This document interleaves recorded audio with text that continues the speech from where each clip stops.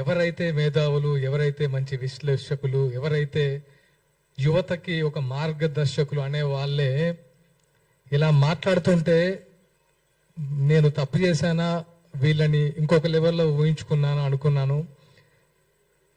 ఎందుకో కొంచెం బాధ కూడా అనిపించింది. ఈరోజు ఈ ప్రెస్ మీట్ పెట్టడానికి కారణం, ఇది ముగిద్దామా లేదా మీరు డిసైడ్ చేసుకోండి. పాషం యాదగిరి గారు, నేను మిమ్మల్ని ఎప్పుడు కలవలేదు, పేరు మాత్రం విన్నాను, చాలా గొప్పగా విన్నాను.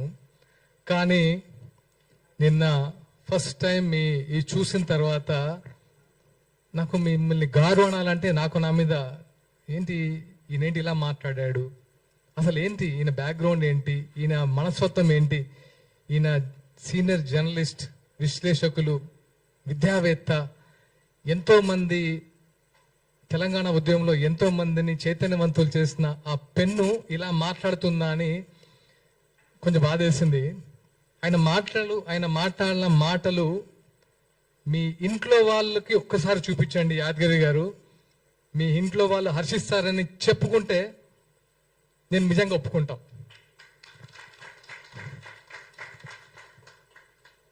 ఒక పర్సన్ పట్టుకొని మీరు ఎలాంటి మాట్లాడారో ఒకసారి మీరు మాట్లాడిన వీడియో మీరే చూసుకొని సిగ్గుపడండి. ఒక్కసారైనా సిగ్గుపడండి. ఎందుకంటే ఇంకోసారి తప్పు చేయకుండా ఉంటారు. నేను పవన్ కళ్యాణ్ గారిని అభిమానో లేకపోతే నాయకుడిగా చెప్పట్లేదు. ఒక మనిషి గురించి మాట్లాడడానికి నోరా ఇంకేమన్నా? పాషం యాదగిరి గారు, మీకు తెలిసిన మీ మిత్రులు చాలా మంది మీ గురించి గొప్పగా చెప్పేవాళ్ళు. నేను నైట్ నుంచి సర్ప్రైజ్ ఇదా ఆయన గురించి చెప్పింది. సినిమా ఆర్టిస్టులకి సిగ్గు,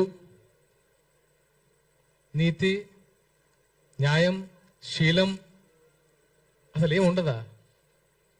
ఏమనుకుంటున్నారు మీరు సినిమా ఆర్టిస్ట్ అంటే? ఒక్కొక్కరు జీవితాన్ని పలంగా పెట్టి ఆకలితో పస్తులుండి ఇక్కడ సినిమా ఆర్టిస్టులు అవుతున్నారు. అదే తెలంగాణ వ్యాప్తంగా. వాళ్ళందరికీ మీరు ఇచ్చేది ఇదా? వాళ్ళ సంస్కారం లేదా?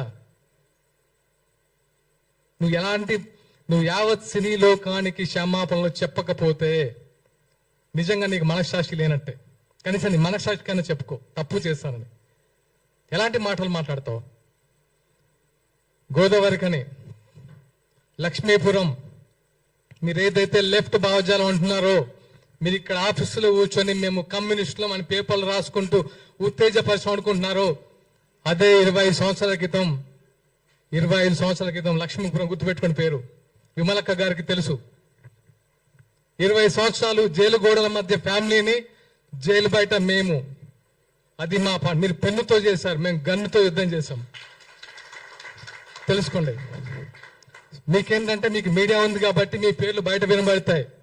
కానీ అప్పుడు మాకు మీడియా లేదు, మా గురించి రాసేవాళ్ళు లేడు, మాట్లాడేవాళ్ళు లేడు, వచ్చేవాళ్ళు లేడు. కనీసం రాజకీయ నాయకులు, పోలీసు బూట్ల చప్పుళ్ళు 24 గంటలు విని ఉలికిపడలేసి వాళ్ళం.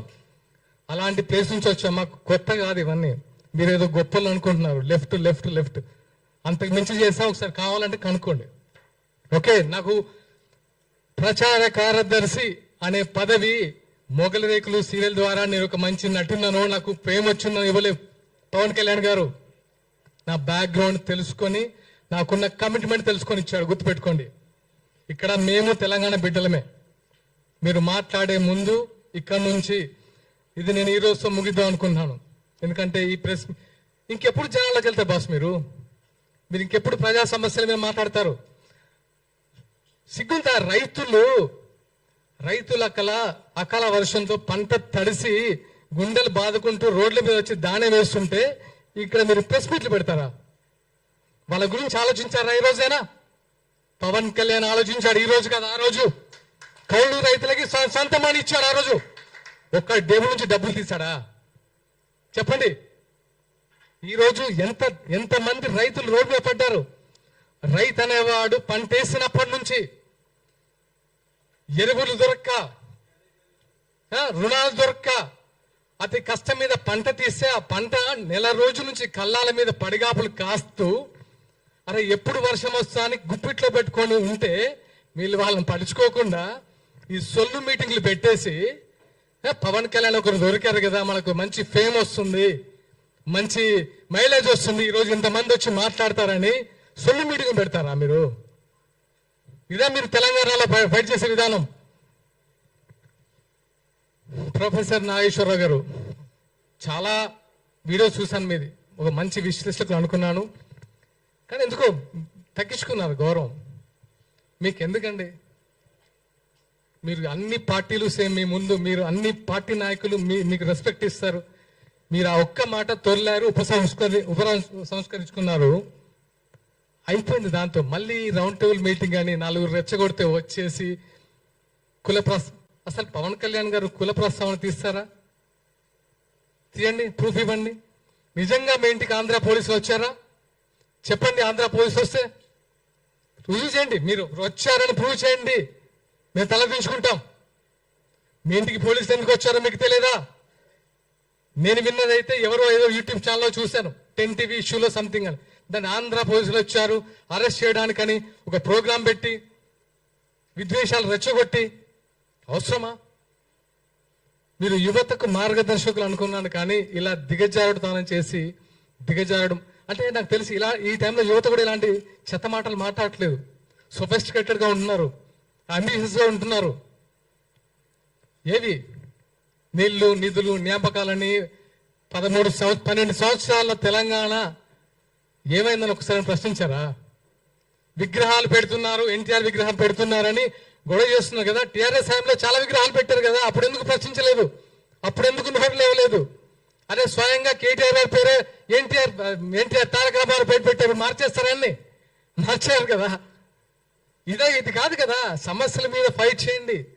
మీరు ఫైట్ చేస్తాం, మేము వస్తాం, మేము వెనుక ఉంటాం, మీ ముందు కాదు, మేము వెనుకుంటాం. అరే ఫైట్ చేస్తున్నారు వీళ్ళు, వెనుక మనం ఉన్నామని. లెఫ్ట్ భావం ఇది కాదు కదా. లెఫ్ట్ భావాలంటే ఇలా తిట్టడాలా? గుర్తుపెట్టుకోండి, మొన్న మున్సిపల్ ఎన్నికల్లో, ఇది గుర్తుపెట్టుకోండి, మున్సిపల్ ఎన్నికల్లో రాష్ట్ర వ్యాప్తంగా జనసేన పోటీ చేసినప్పుడు అన్ని తిరిగాను. గోదావరి కల్ని పరిసర ప్రాంతాల్లో ఎల్బీ నగర్ లో ఒక్క కమ్యూనిస్ట్ గెలిస్తే నా ఫస్ట్ ఫోన్ ఆ కమ్యూనిస్ట్కి ఫోన్ చేశాను. అతని పేరు సూర్య. అది నేను ఎవరికి ఫోన్ చేయలేదు, కాంగ్రెస్ టీఆర్ఎస్ బీజేపీ. ఒక కమ్యూనిస్ట్ పార్టీ గెలిచిన యువకుడు, అరే ఈ టైంలో ఇంత ఉందా, ఇంత అంబిషియస్ గా ఫైట్ చేస్తున్నాడు, ఎవరా యువకుడు అని చెప్తే అతని పేరు సూర్య. అతని ఫస్ట్కి వెళ్ళి నేను ఫోన్ చేసి మాట్లాడి నేను అప్రిషియేట్ చేసిన మొదటి వ్యక్తిని. అది నాలో ఉన్న కమ్యూనిస్ట్ రక్తం. మీలో ఉంది కమ్యూనిస్ట్ రక్తం కాదని నా ఫీల్. ఎందుకంటే ఇలా తిట్టొద్దు. ఇలా తిట్టుకుంటూ కొట్టుకుంటూ ఏం సాధిద్దాం తెలంగాణలో? ఏముంది ఇప్పుడు సిచ్యువేషన్? తెలంగాణలో ఏమైనా ఉందా? మిగిలిందా? ఎవరైనా సంతోషంగా ఉన్నారా? యువత సంతోషంగా ఉందా? వాళ్ళ ఉద్యోగాల సిచ్యువేషన్ ఆలోచించారా? మొన్న ఆర్టీసీ కార్మికులు సూసైడ్ చేసుకుంటున్నాయి కదా, వాళ్ళ సంతోషంగా ఉన్నారా? రైతులైతే వాళ్ళ బాధ వర్ణాతీతం. ఎరువులు దొరక్క, పంట చేతికి వచ్చిన తర్వాత నీట మునిగి, రైతు బంధులు లేక, రుణమాఫీ కాక, ఇన్ని సమస్యలు పెట్టుకొని మీకు పన్నీ పాట లేక రౌండ్ టేబుల్ సమావేశాలు పెట్టి ఏం చేశారా మీ జేబులో నుంచి? పవన్ కళ్యాణ్ గారు ఏం చేశారు మీకు తెలియదా? ఈ రోజు కాదు, 2009లో ఎక్కడో ఆదిలాబాద్ తాండాల్లో మంచినీటి సౌకర్యం కల్పించాడు. అప్పుడు మీరేం చేశారు? ఎక్కడున్నారు మీరు? ఎన్నో దాన ధర్మాలు చేశారు. దాన ధర్మాలు కూడా అన్నాను. ఆయన ఒక మనిషి కష్టాల్లో ఉండంటే చేతికి ఎంత ఇస్తారు. అదే నైజం. ఊరికే మేము అట్రాక్ట్ కాము, సినిమాల వల్ల అట్రాక్ట్ కాలేదు బ్రదర్. ఆయన సినిమాలు చూసేవాడు అట్రాక్ట్ కాలేదు జన సైనికులు. ఆయన వ్యక్తిత్వం, ఆయన కంటే పెద్ద హిట్ ఇచ్చిన సూపర్ స్టార్లు ఉన్నారు, వాళ్ళకి ఇంతమంది ఫ్యాన్స్ లేరు. ఎందుకు? ఆయన వ్యక్తిత్వం. ప్రతి వాడికి సమన్వయం.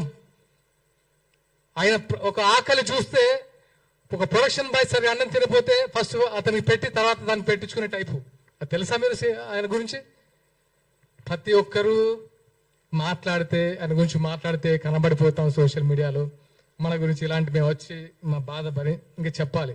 ఎందుకంటే ప్రతిసారి మీరు అబద్ధాన్ని చెప్పుకుంటూ పోతే ఇంకా నిజం చచ్చిపోతున్న భయంతో మేము వచ్చి ఇక్కడ కూర్చొని అది కాదురా బాబు ఆయన ఇది ఇది ఇది ఇది అని చెప్పి ఇంకెక్కడ ఫైట్ చేస్తాం ప్రజా సమస్యల గురించి? రెచ్చగొట్టద్దు బాస్, ఎనఫ్ ఎనఫ్. మాకు సహనం ఉంటుంది. ఇక్కడి నుంచి ఇలాంటివి పునరావృతం అవ్వద్దు. ఇది ఈరోజుతో ముగిద్దాం ప్లీజ్ ప్లీజ్. ఇంకా ఇలాంటి పవన్ కళ్యాణ్ని హైదరాబాద్ రాకుండా అడ్డుకుంటాం. ఎవరికైనా దమ్ముందా? ఉందా? మీకు దమ్ముందా? దమ్ముందా చెప్పండి, తెలుసుకుందామా? ఆపగలరా? మీకు రాజ్యాంగ విలువలు తెలుసా?